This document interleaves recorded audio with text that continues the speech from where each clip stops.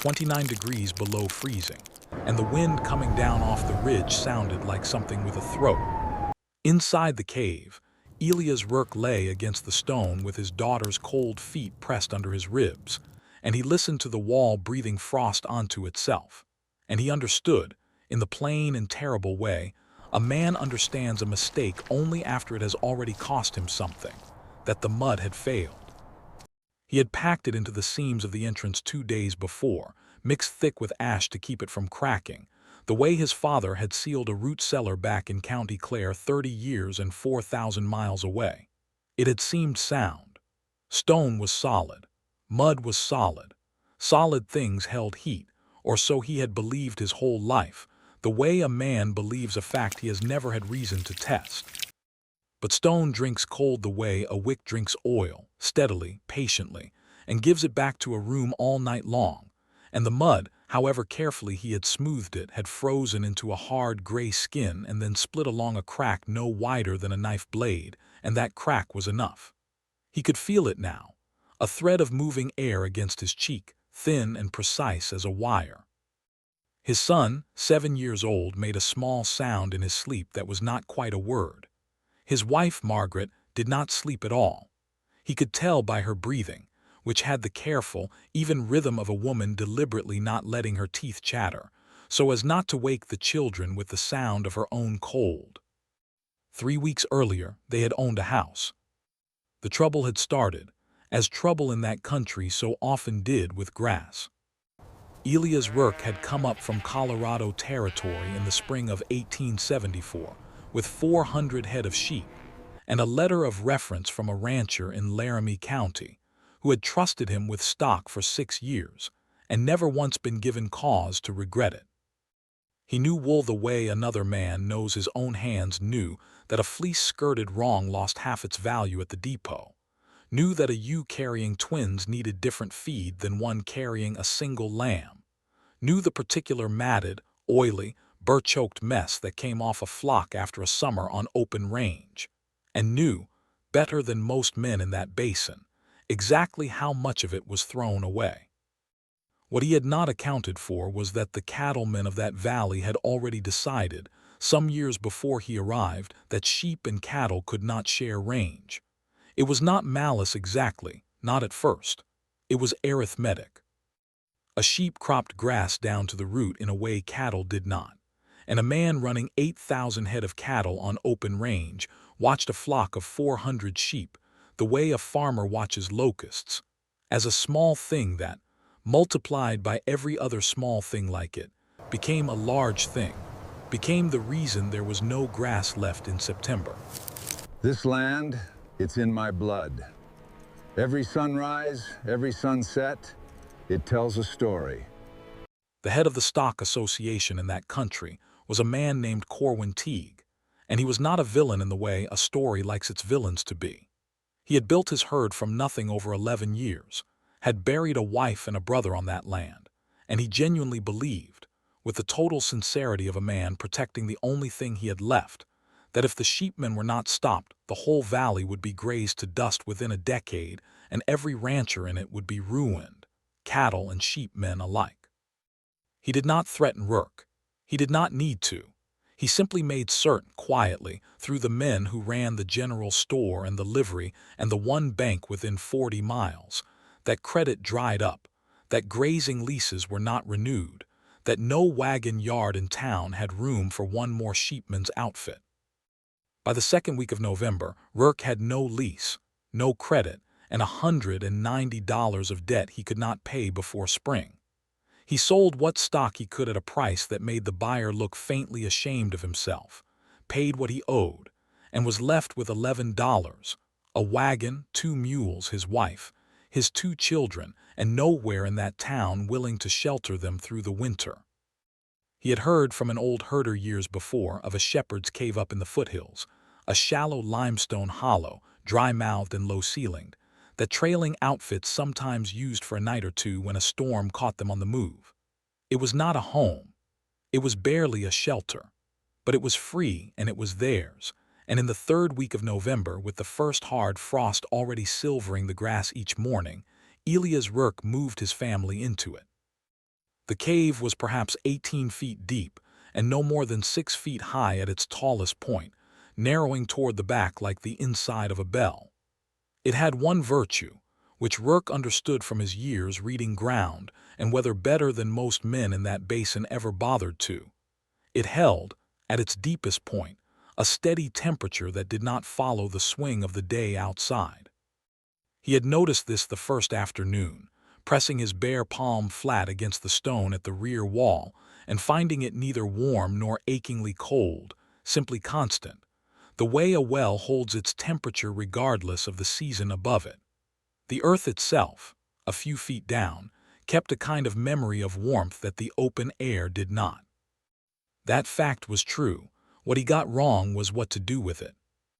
His first assumption, formed out of a lifetime of building things from stone and timber and packed earth, was that the cave merely needed sealing, that if he closed the mouth of it against the wind the way a man closes a door, the steady warmth of the rock would simply fill the space on its own. He spent 2 days hauling flat stones up from the creek bed below and mortaring them into the entrance with a mud-and-ash mix, leaving only a narrow gap for smoke and air. And by the second night he had believed, with the particular confidence of a tired man who wants very badly to be right, that the problem was solved. It was not solved. Stone conducts. It does not insulate. The wall he built was, in practice, a very thick, very cold radiator drawing heat out of the small fire he could risk building and out of the bodies of his own children, and passing it, slowly and mercilessly, out into the freezing night air on the far side. By the third morning, the mud seal had cracked from the expansion of the frost within it, and the gap he had left for smoke was drawing cold air in far faster than it was letting warm air escape, because cold air is heavier, and it does not rise out of a cave. It sinks in and pools at the bottom, exactly where 4 people were trying to sleep. Margaret did not say, "I told you so." She had not, in fact, told him so. She had simply asked on the first night whether stone that cold to the touch could really be trusted to hold heat, and he had told her that stone was solid, and solid things held. He remembered that conversation now, lying awake with his daughter's feet against his ribs, and turned it over with the particular shame of a skilled man confronted with the limits of his own skill.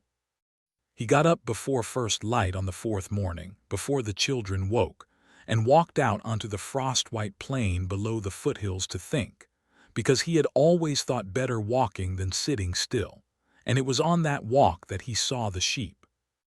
Not his sheep. He owned none now. These belonged to a large outfit running stock some 6 miles east, and their bedding ground, the flat, wind-sheltered hollow where a flock is driven each evening to sleep, lay directly in his path. He had walked past bedding grounds 1,000 times in his life, and never once looked at one the way he looked at this one that morning. The ground beneath where the flock had lain was bare, not bare of snow in the ordinary sense, where foot traffic packs it down and melts it bare in a way that told him something else was happening. The frost that lay thick and white on the open grass around the hollow did not touch the ground where the sheep had bedded. It was simply gone, as if the earth there had been warm enough, all through a night colder than the one he had just endured in solid stone, to keep the frost from forming at all. He crouched and put his bare hand flat against that ground, the way he had pressed it against the cave wall 3 days before, and it was not warm exactly, not the way a hearth is warm, but it held something the surrounding grass did not, a faint, stubborn resistance to the cold that the open ground around it did not have.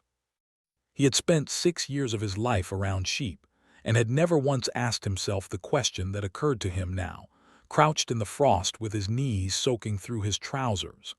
Why does a bedding ground stay clear when everything around it frosts over solid?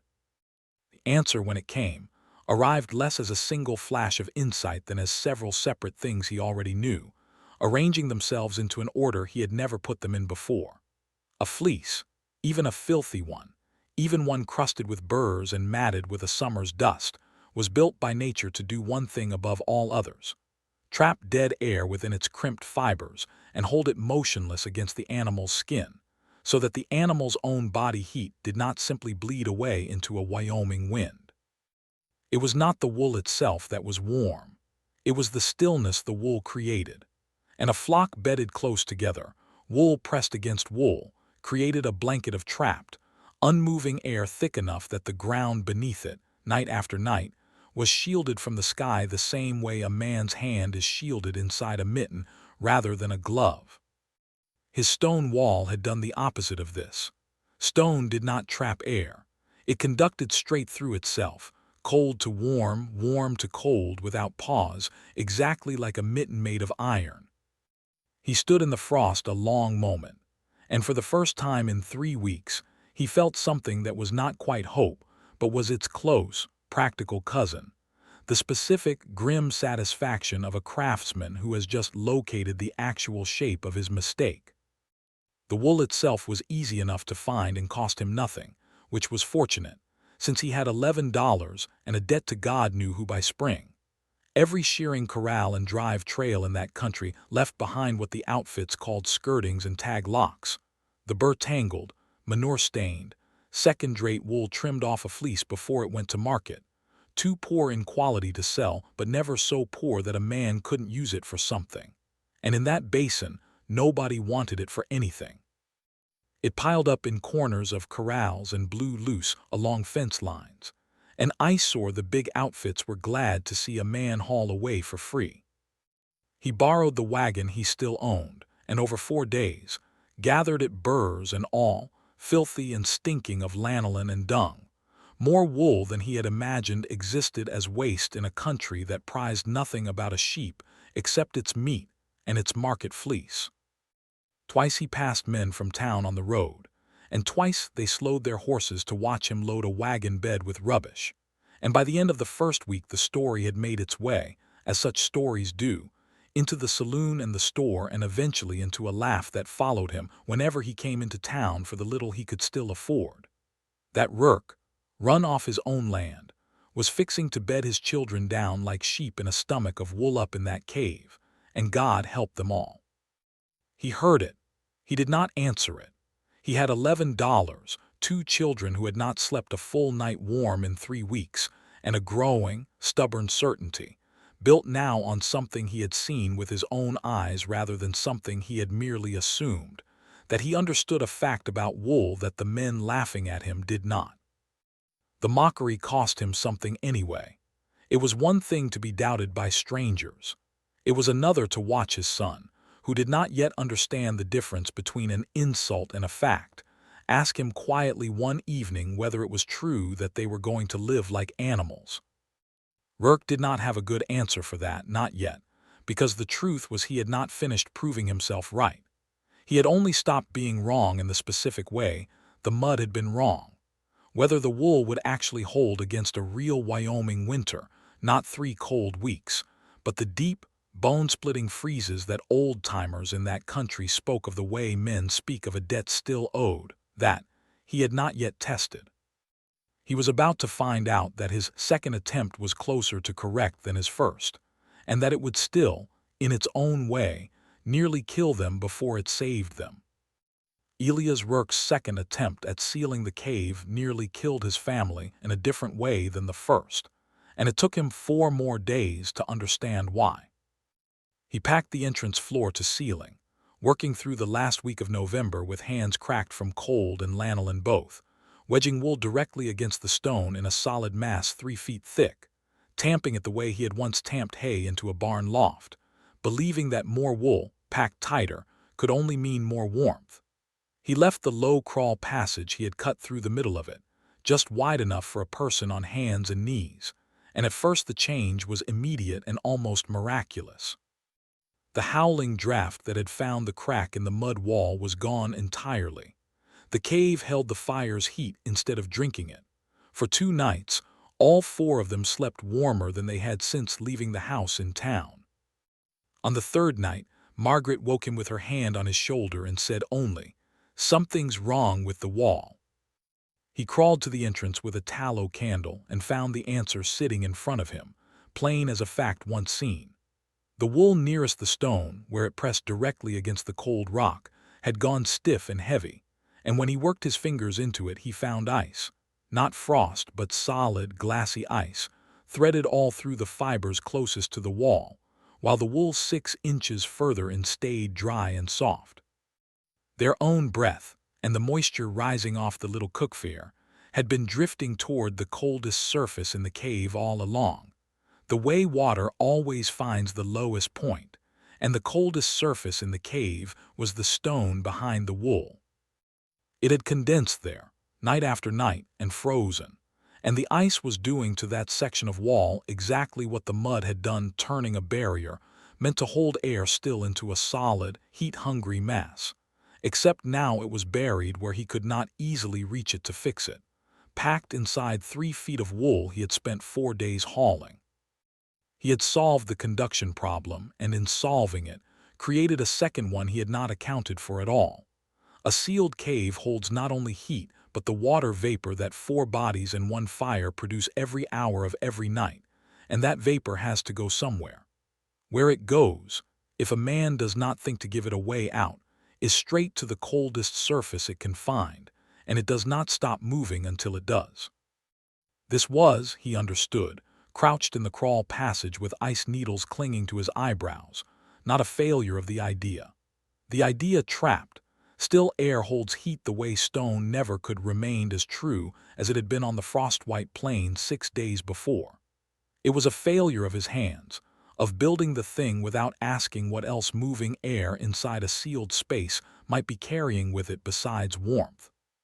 He thought that night of the bedding ground again, and of something he had noticed and not understood at the time. Sheep on open range were never sealed in. The flock's own breath and warmth rose freely off the top of the huddled bodies into open sky, carried the moisture away with it, and left the still air trapped low, near the ground, where it mattered. It was not a solid wall of wool the sheep made. It was a layered one, breathing at the top even while it stayed motionless and dense, where the animals' bodies met the earth. He spent the next 2 days rebuilding the entrance with that distinction in mind. He pulled the ice-choked wool from directly against the stone and packed a thin buffer of dry brush there instead, leaving a narrow finger's width of open space between the brush and the rock itself, so that any moisture reaching that cold surface could find a way to drift back out along the natural draft of the crawl passage, rather than freezing solid against it. Over the brush he layered the wool in courses, the way a man courses stone in a wall, packing each layer dense but never airtight, and instead of sealing the passage shut he shaped it into a low, angled dogleg, bending twice rather than running straight, so that any cold air pouring in off the mountain had to lose its force turning corners before it ever reached the sleeping chamber. A trick he had seen once, without understanding it. In the doorway of a dugout cellar built by an old Norwegian homesteader further down the valley, who had built his entrance the same crooked way and never once explained why. By the first week of December, the cave held steady through nights that dropped to 11 degrees below freezing and held it dry. Rourke slept that week with something close to peace for the first time since November, and he allowed himself, cautiously, to believe the worst of it was behind him. It was not. The freeze that came in the second week of December was of a kind that men in that country would still be talking about when Rourke's own children were grandparents. It came down out of the north with almost no warning, a hard, clear sky in the morning curdling by afternoon into a flat iron-colored ceiling, and by the second night the temperature in the open had fallen to 41 degrees below freezing, a cold severe enough that 2 horses died in a picket line 6 miles east, and a line rider for the Stock Association was found half a day later with his hands frozen black to the wrist, alive only because his mount had refused to travel further and stood, without being asked, at the edge of a windbreak until help came. It was Corwin Teague himself, riding the boundary of his own range that second night to check on stock, who first thought of the sheepman's family up in the shepherd's cave, and it was not kindness exactly that turned him that direction, or not only kindness. It was the same arithmetic that had driven Rourke off his range in the first place, turned now to a different sum. A man does not want, on his conscience or in his valley's memory, 4 people frozen to death within 6 miles of his own herd because of a fight over grass. He rode up toward the foothills with 2 other men and a wagon, expecting, he would say later, to find bodies or something close to it. What he found, crawling through a low bent passage packed with what he had spent 3 weeks calling a joke, was warmth. Not comfort exactly. The children were awake and hungry, and the fire had burned low, but warmth, real and steady.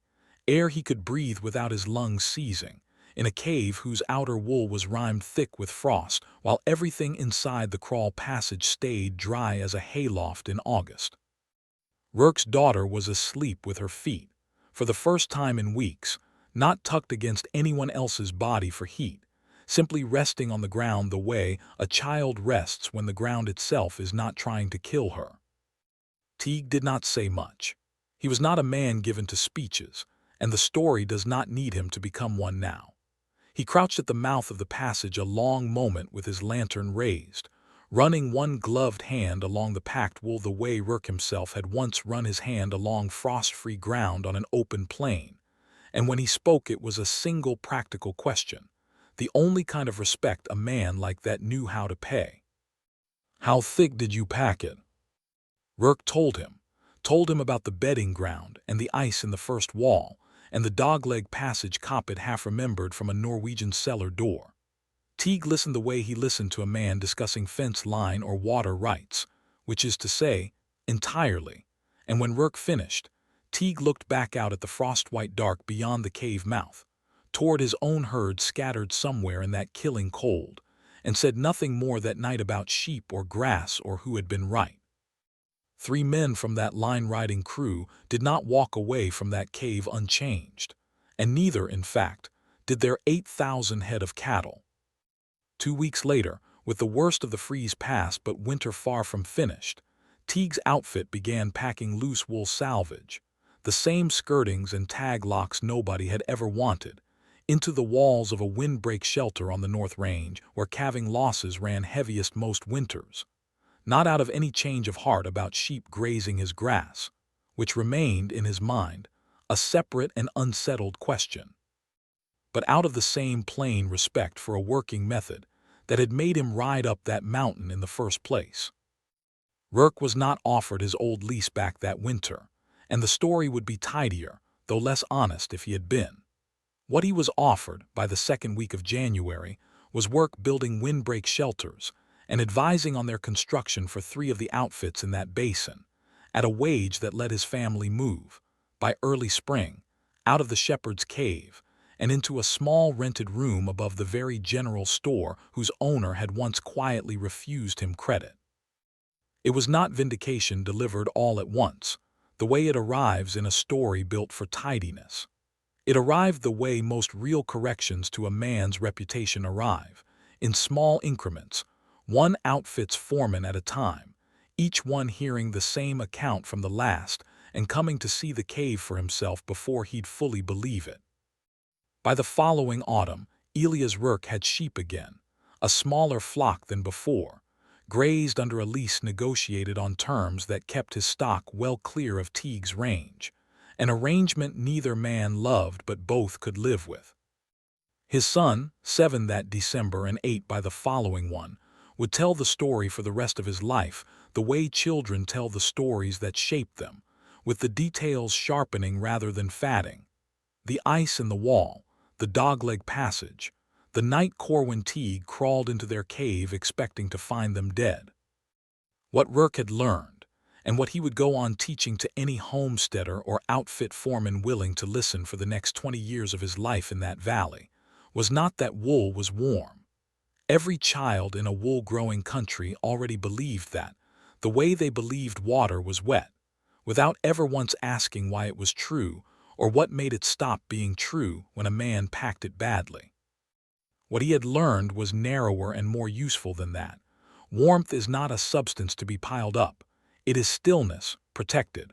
Solid stone fails because it never stops moving heat through itself.